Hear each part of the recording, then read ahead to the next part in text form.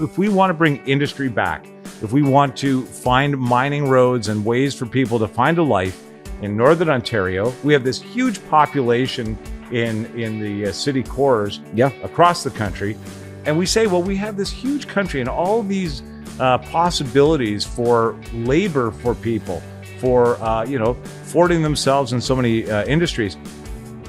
They have to get there to start with. It has to be appealing in that regard. We can't start things from a decrepit state.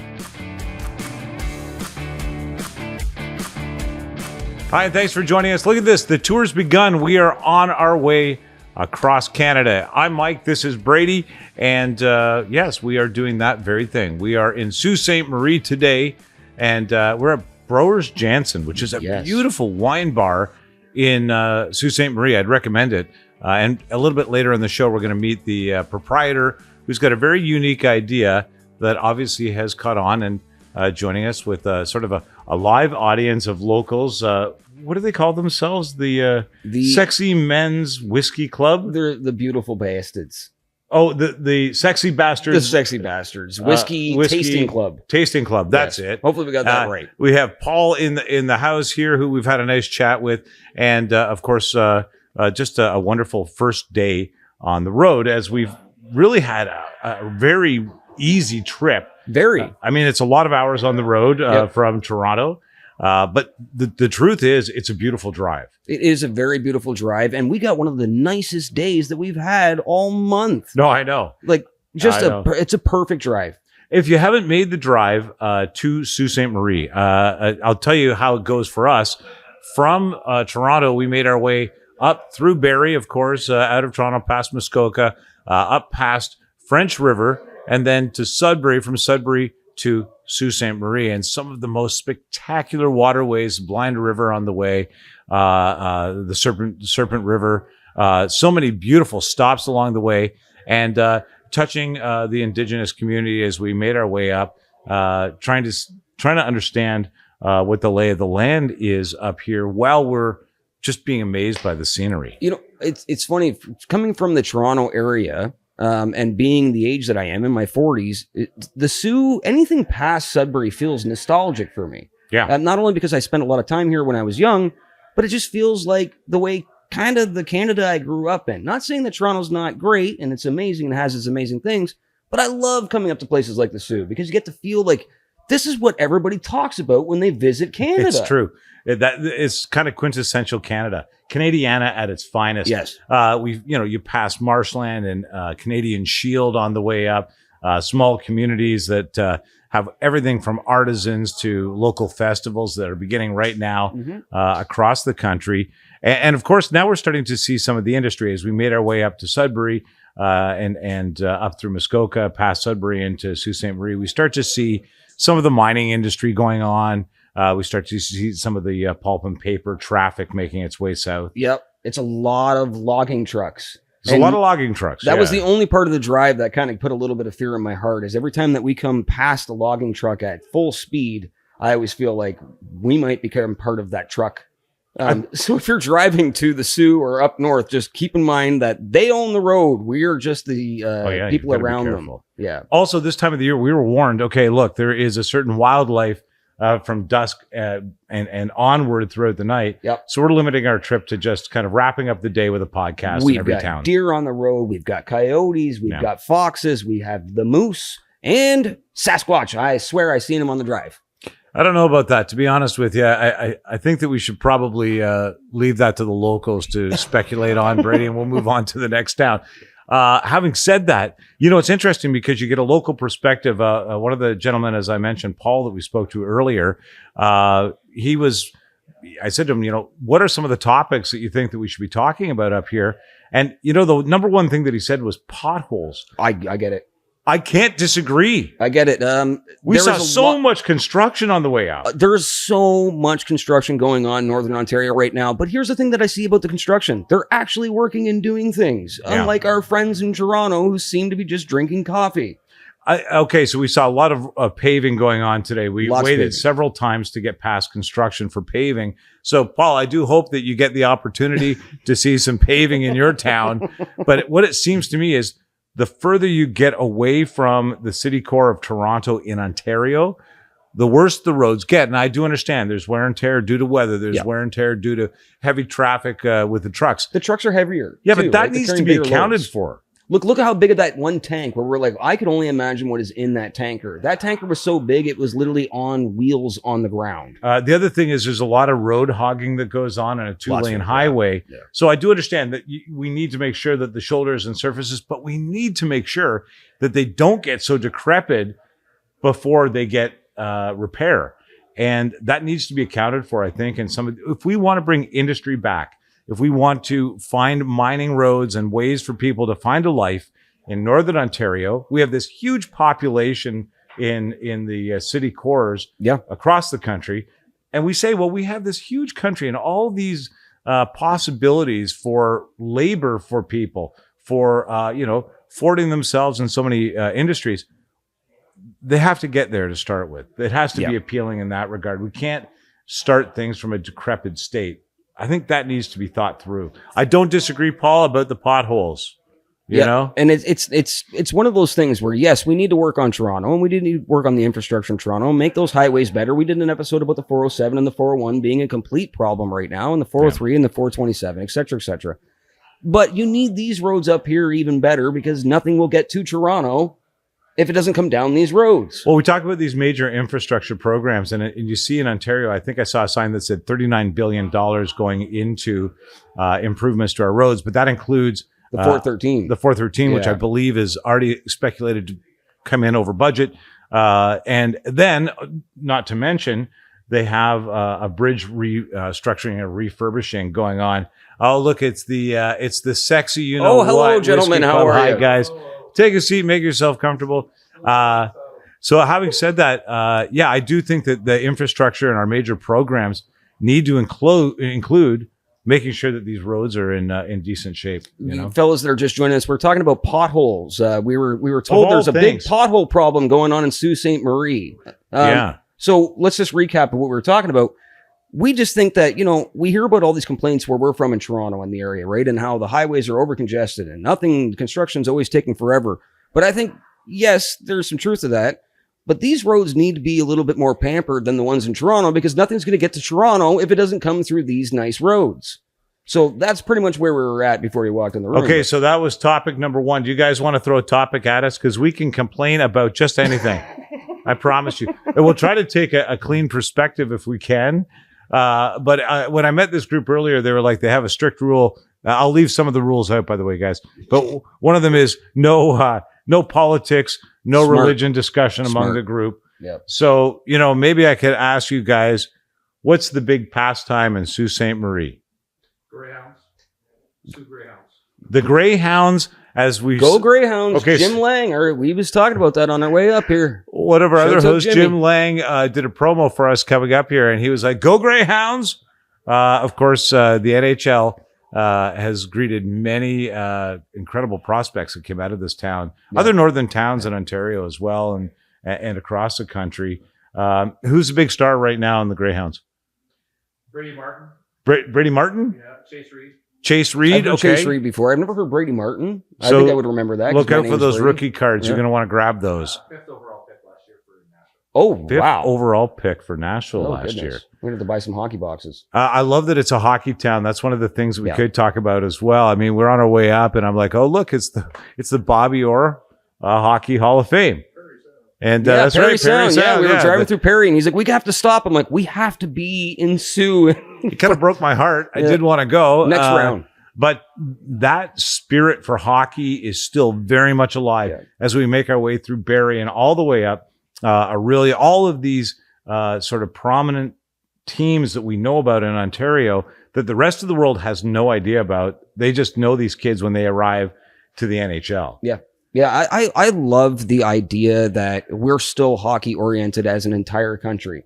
Yeah. It's like really one of the major things that brings us all together. Whether you're a diehard hockey fan, whether you're just a guy like me who kind of tries to watch the Stanley Cup, that's about as much as I get.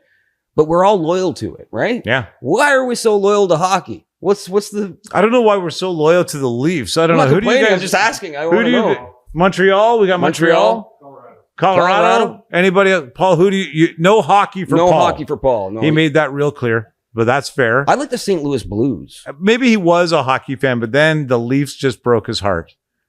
No, not even close. I lived beside Peter Zezel for a couple months in Toronto when I was a kid, when he was a player, and he used to come over and bring me all this merch. He had just got signed to the St. Louis Blues, and I'd be like, I don't know what to do with this. I just give it to my friends. I had no idea. What? I feel so bad. Sorry. We could have paid for this trip with that. I probably could have. Yeah. You We know, could have paid with the trip with the Wayne Gretzky stick that I got for doing the Wayne Gretzky commercial when I was a kid. I still have that. Okay, this is a cool topic. What's the best piece of merch you ever got your hands on, or the best collectible you ever got?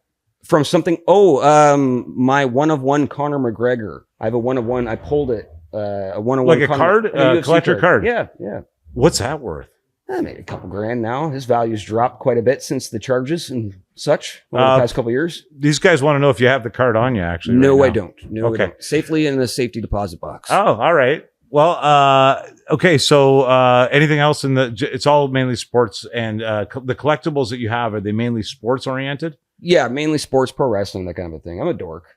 Okay. Right? I've got some. No, I assessed that on the way some up. UFC gloves signed by like John Bones Jones and Hamzat Chimaev, things like that. Just Hoist Gracie. I got some mats with a couple of GSP. I got a set of dice my mom got in Vegas signed by Charlie Pride. You know who Charlie Pride is? I do. Anybody? Charlie Yeah. Pride? All right, Charlie Pride. I have some Hulk Hogan signed merch. I was a big Hulk Hogan fan, dude. You know what else I got? Do you remember the guy who did the weather, Tom Brown? Tom Brown. CTV. I got him to sign a hat for me once. That also in my safety deposit box at home, so don't even think about it. I am still on the search for a signed copy of Rita McNeil's first album. If anybody wants to send that to me, you can find me on Instagram. Sadly, I think I have that at home. Oh, please hook me up. Yeah, no I want problem. a signed copy, though. Yeah, of course. All right. That's another classic, right? Everyone loves Rita McNeil. I can sign that. He won't know. Fishing. Yeah. Fishing. Sue. Is this another topic that I just heard? Oh, yeah. Fishing. Fishing's a big one up here. What do you fish for, guys? That's Yeah. You know what? I earned that one. That's His better answer, than venison. I don't know if you heard that. His answer was fish. You know. Never mind. Brady's fishing for Sasquatch up here. You guys. I was fishing for Sasquatch on the way. I was convinced. I also wanted to take a detour to Lake Tathui to go for red speckled trout, but he didn't want to do that either. I'm a red speckled trout guy. What's the fish of choice? Salmon. Yeah. Salmon. What? Whitefish. Whitefish. Yeah. Whitefish is great. What is the season? When does the season start for you guys fishing up here? They don't fish. No, it's just a big thing here. Around August 15th, Yeah. but you guys are already fishing, is what I'm being told. You're already fishing illegally, right? Well, Paul is for sure. We'll post his photo later for the ministry. Having said that, one of the things I did want to ask, and I'm going to ask this in every town, if there was one thing, and you could just put your hand up and I'll repeat it if we can't hear it, but you can say it loud. If there was one thing you could say to our, I don't care about your politics. If there was one thing you could say to our prime minister right now, guys, what would it be? Yeah. You take a second to think about it.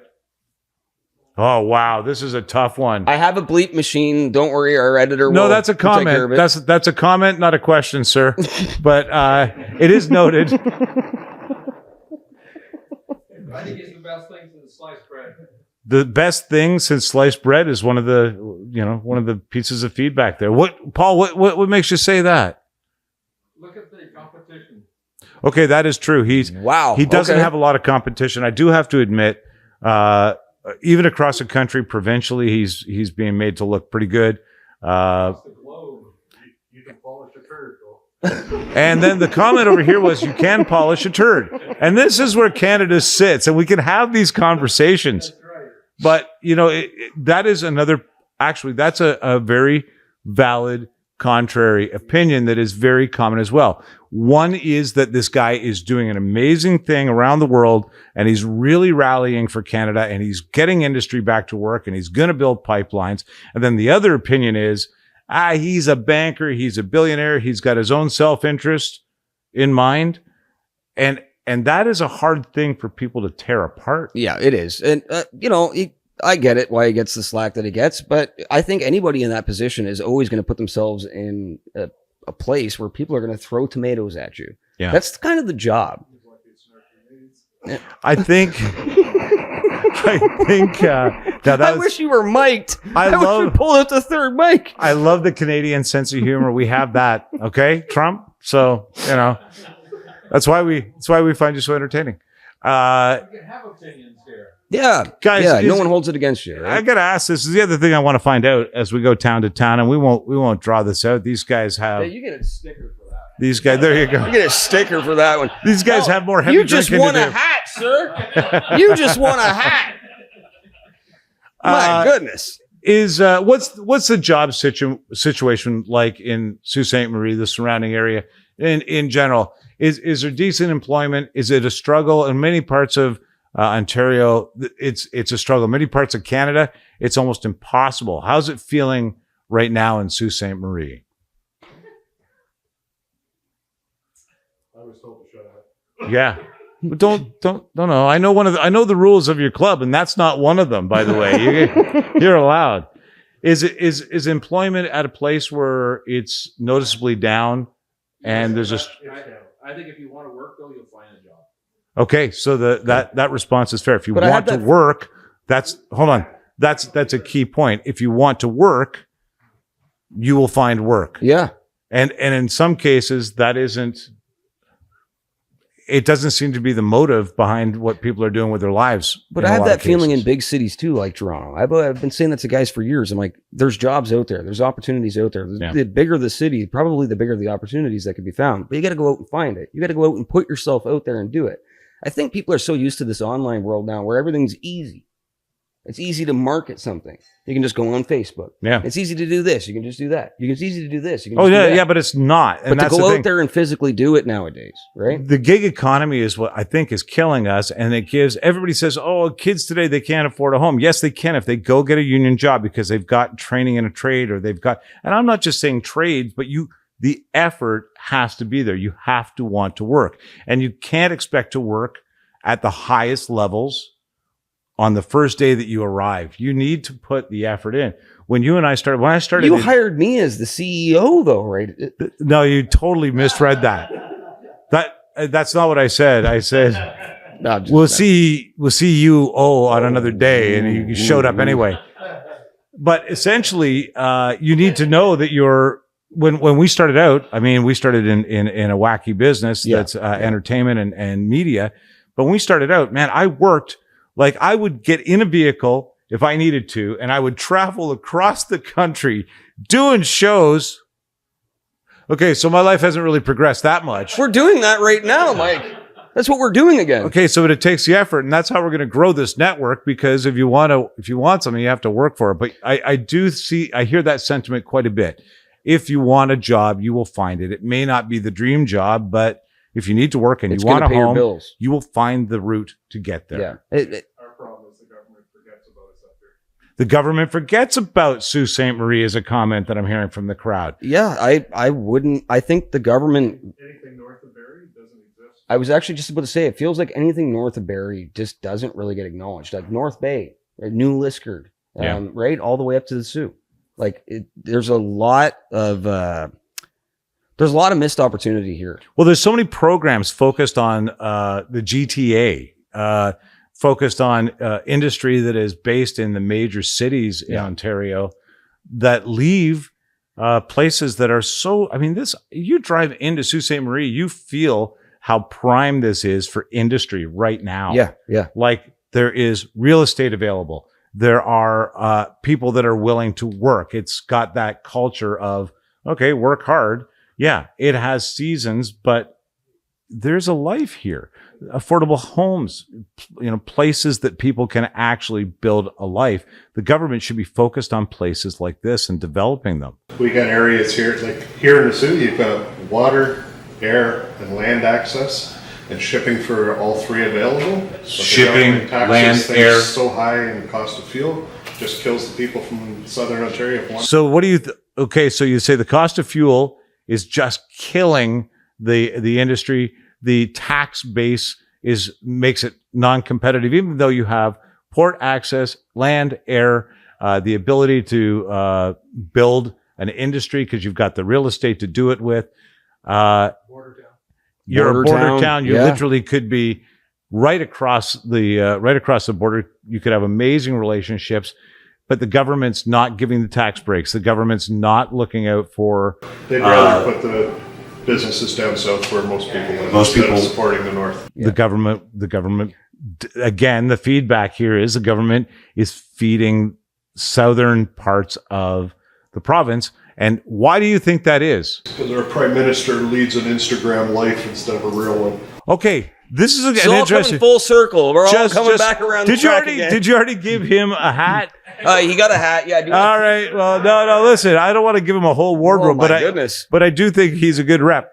But the comment is a fair one as well, that the prime minister isn't really focused on the things. Prime minister or premier? The premier. Prime minister. The premier, the prime minister. The premier's not much better, But the reality is, if you wanted to do a major project, places like Sault Ste. Marie are really prime for it. Now we don't have any major projects that I'm seeing in this area, but it does make perfect sense. So close to the border, so easy to access. It would be an amazing place to put a data center if you wanted to. It's actually a question that I do have, though. So speaking of the border cities, we constantly hear about the United States, that they're taking a hit from Canadians going down there. There's no tourism, right? Especially at the border. Are we starting to see in the Soo that Americans aren't coming up here anymore? but both ways. Both ways. Yeah, there's not as much traffic over the border as what we're hearing. So they can complain about, them not having our tourism there, and all of their border cities are going down, but we're having the exact same issue. So it sounds like maybe we should just start getting along again.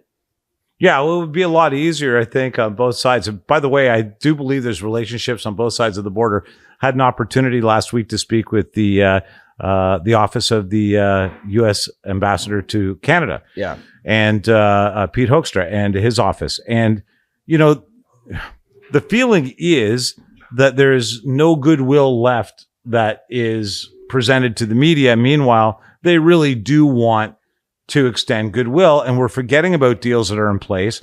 We're ignoring that we have some amazing tariff deals through CUSMA, but he doesn't get that opportunity to present it. Well, we just did an episode on CUSMA with our friend Paul, and it's great. Like it might not be a thing. Yeah, right. So that's a great episode, by the way. Yeah, it's really interesting. Paul schools us every time when it comes to economics and global economics, because CUSMA may not even make it past the drawing board. It may just get delayed or extended till next year because there's a war going on, right? And the president down there is focused on other things, and CUSMA can wait, right? The CUSMA deal. So, well, I'll tell you this: as we make our way from guys, we're going to Thunder Bay. You ever heard of that? It's kind of far away. It's a hell of a lot further away.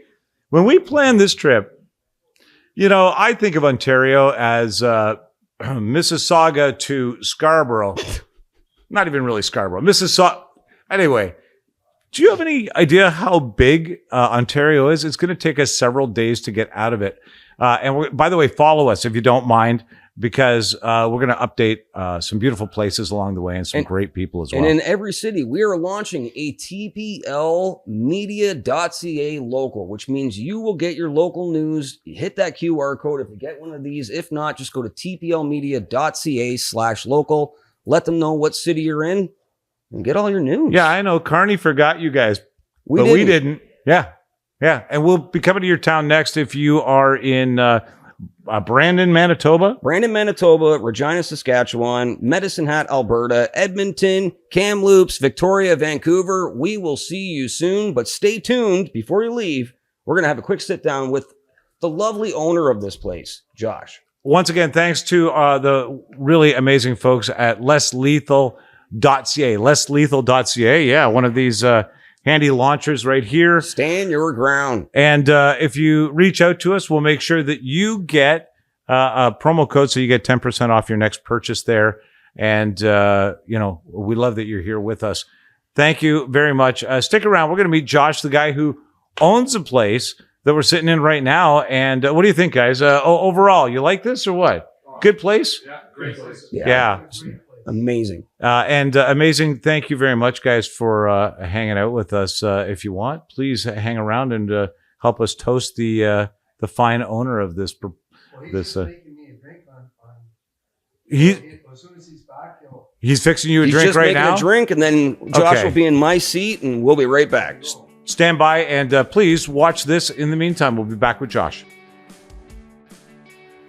Welcome back to TPL Media. We are here with the owner of the Broers Jansen, the most amazing wine bar, the place to be in the Sioux. Josh, how are you, my friend? Hi, doing well. Thank you very much. Let's get that mic up to you. Sorry, we didn't set that up for you properly, but here we are anyway. So, what do we do here in the Sioux? What do we do at Broers Jansen? You come into Broers Jansen, you enjoy wine that we make here in-house, you enjoy local beers, some beer we make here in-house, and you enjoy charcuterie. Charcuterie. Yes. Explain the charcuterie to me, my friend. Okay. I am not a foodie. I know Big Macs and Whoppers. Okay, also both great choices. They are but great. here you will get meats, cheeses, sides, fresh bread, oil and balsamic, a little bit of everything, but Oh, wow. yeah. Okay, so what's the hot item this week? What's everybody been ordering this week? Ooh, this week we've got a new martini, Purple Haze. It's pretty popular. Purple Haze, that's close to my heart. I like the cannabis. Everybody Yeah, watching here knows that I've done a yeah. lot of cannabis shows, but is that where the name came from, or was the Jimi Hendrix kind of? Honestly, it's just purple and it's hazy. Oh, okay. All right. Yeah. There's no cannabis. There's none of that in Not there. in this right? one. No, okay. not in All this right. one. All right. We're So not there yet. what's in the Purple Haze? If it's not a secret recipe, can you let me know what some of the things inside of it? Well, I will tell you this. It's gin and vodka. Oh, we're breaking goodness. the mold on this one, Bradie. So gin and vodka. If I hadn't given up drinking, which you know what, I'm going to try one before I leave. What am I talking about, guys? We're off the wagon. I'm going to try a Purple Haze. Okay, so in Sault Ste. Marie, you are in one of the prime locations. So when I was driving down here, I noticed that right when I walk out of the front door, I could see the water. What made you pick this spot? You know what? Just it was kind of more situational for us. We were dealing with the owners here when we just got into basement brewing, and the place was for sale, and that was really the reason that we bought it. We knew them. It was a great opportunity. Love the location, but that was a bonus. How long have you been open here?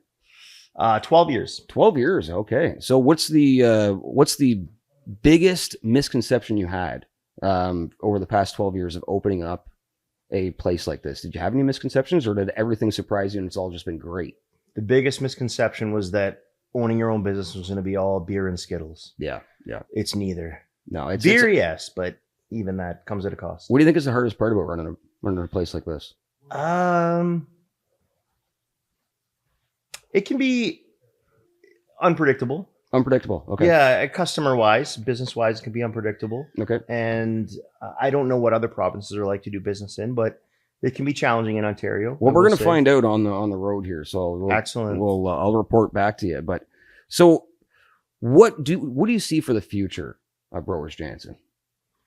Well, there's a real shift in the market for the beverages people prefer, as we're primarily a wine bar and we try to serve craft beer. We are noticing with this newer generation, light beers. Are you talking about the very little wine. TikTokers? Yeah. The guys who are just obsessed, and the gals are obsessed with TikTok. So if they see it Yeah. on TikTok, now they got to go around town and try and find out whatever that trend is. Yeah. So you're following some of that. Yes. What are one of the things Yeah. that you've implemented?